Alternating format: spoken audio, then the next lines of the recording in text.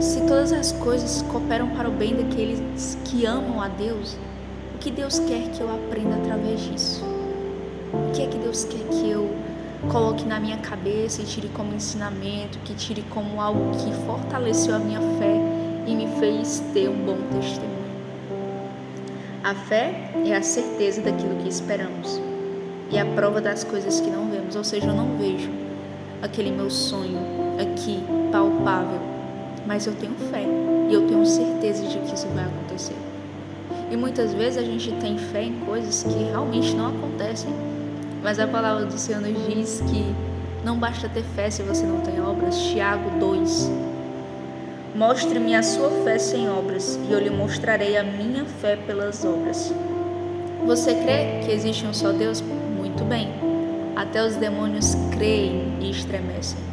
Não basta você acreditar que existe um Deus soberano, que existe um Deus que está acima de suas necessidades, acima de suas lutas, se você não busca Ele, se você não consegue enxergar o propósito dEle no momento em que você está passando por crise. Eu estou no meio do deserto, mas foi no deserto que Jesus foi tentado por Satanás. E quem levou Jesus até o deserto foi o Espírito. E que Espírito é esse, se não o Espírito de Deus? Você quer dizer que Deus queria que Jesus fosse tentado? Sim. Para que o povo entendesse que não é o deserto que diz se você é ou não frágil, e sim aquilo que está no seu coração, se você está convicto, se você está com fé, que aquilo que o Senhor prometeu para você, você vai ter na tua vida. Muitas vezes é difícil enxergarmos propósito em momentos de crise, em momentos de angústia e de tristeza, mas é necessário lembrarmos que o nosso Deus é o mesmo Deus que fez com que Jesus permanecesse firme no deserto. É o mesmo Deus que enviou o seu Filho unigênito para que todo aquele que nele crê não pereça, mas tenha vida eterna. E quando Jesus diz, vinde a mim todos que estão cansados e sobrecarregados e eu vos darei descanso, é porque Ele sabe que passaremos por aflições. Mas porém o que Ele diz, eu venci o mundo. Tenham bom ânimo. No mundo vocês terão aflições, vocês terão dores, mas eu venci o mundo. Jesus foi tentado, Jesus foi humilhado, Jesus foi traído, foi apedrejado e ainda assim Ele permaneceu firme. Qual a sua desculpa? As tentações são grandes, as tentações são cruéis sim, mas você peca se você quiser. Essa é a verdade nua e crua. Você só peca se você quiser, porque o Senhor não vai te dar provações que você não possa suportar. A desculpa não é a tentação foi forte, a carne é fraca sim, mas o que é que a palavra fala? O que é que Paulo fala nas suas cartas? Se você tem um pensamento carnal, você vai viver conforme esse seu pensamento. Mas se você tem um pensamento vivificado em Deus, que a palavra do Senhor vai edificar a tua vida, vai trazer transformação, você vai entender. Assim como Timóteo entendeu quando Paulo estava dizendo, eles podem. Você, porém, permanece firme nas escrituras que você aprendeu na tua infância. Segue o conselho daquelas pessoas que estavam com você desde sua juventude, desde a sua infância. Não corrija os mais velhos, saiba como se pronunciar perante eles.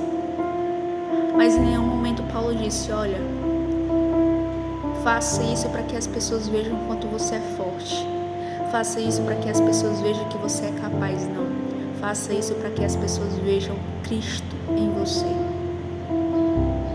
Quando o Senhor diz aos seus discípulos, vão, ide por todo o mundo e a todos pregai o Evangelho, para que eles saibam que vocês são meus discípulos e vocês têm que amar-se uns aos outros. Jesus disse desde o início que não se tratava de nós, que não se tratava de nossos bens materiais, de nossos tesouros palpáveis aqui na terra. Se tratava dele. Porque Ele é o caminho, Ele é a verdade, Ele é a vida. A gente passa por tribulações e a gente pensa, cara, não tem pra que eu orar. Eu acabei de perder alguém que eu amei. Acabei de sofrer um acidente, acabei de entrar em uma dívida muito grande, não sei. Mas quando Jesus chama Pedro para ser seu discípulo, Ele diz, agora você vai ser pescador de homens. O que você tem pescado ultimamente? Nossa missão não é evangelizar o povo para que eles sejam convertidos forçadamente. Nossa missão não é fazer com que a fome nossa missão é pregar o Evangelho. Porque Jesus também vai dizer lá em Marcos, para outro lugar, para os povoados vizinhos, para que também lá eu pregue. Em seguida, Jesus vai seguir dizendo assim: pois foi para isso que eu vim,